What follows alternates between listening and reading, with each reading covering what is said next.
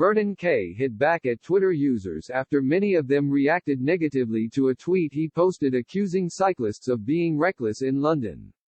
Vernon Kay, 48, has taken to Twitter in a plea to fans not to misinterpret a comment he made about cyclists in London. In view of his 1.1 million followers, the television presenter wrote a tweet seemingly slamming cyclists for running red lights. He wrote sarcastically, "Driving through London. The new law change allowing cyclists to go through a red light is really working." The star's fans were quick to jump out at him for the comment, before Vernon was forced to speak up for himself. At Danbam said, "I used to like him." In response, Vernon said, "Why has an observation offended you?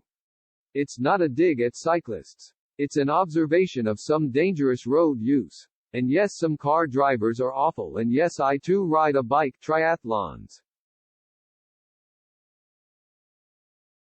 It's quite frightening how the initial tweet has been misconstrued. But I guess that's Twitter." At Robsky Motorist wrote, "People who criticize cyclists should actually try it first. Cyclists jump lights to avoid being alongside motorists who are hell-bent on being first away from the lights. The law, and traffic lights, should be changed to give cyclists 5 seconds head start." Due to the backlash he was facing for his comments from various Twitter users, Vernon was compelled to write another post in defense of his initial tweet. He said, "Well, this got taken out of context, misinterpreted, twisted around, made into something it isn't very quickly. To clear the mist, as a casual cyclist, it's worrying seeing the number of cyclists running red lights, taking risks. A bike doesn't have a protective shell." At TB Steve's Picks wrote back, "As a road user and a pedestrian, it is much more disturbing the number of drivers in 1.5+ ton vehicles speeding.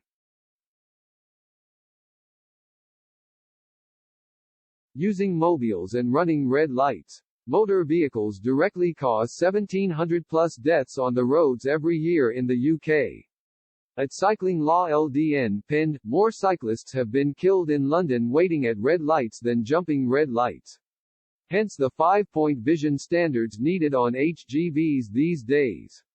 Vernon is best known for presenting his own BBC One radio show between 2004 and 2012, before becoming the main presenter of Formula E live coverage for English-speaking territories around the world.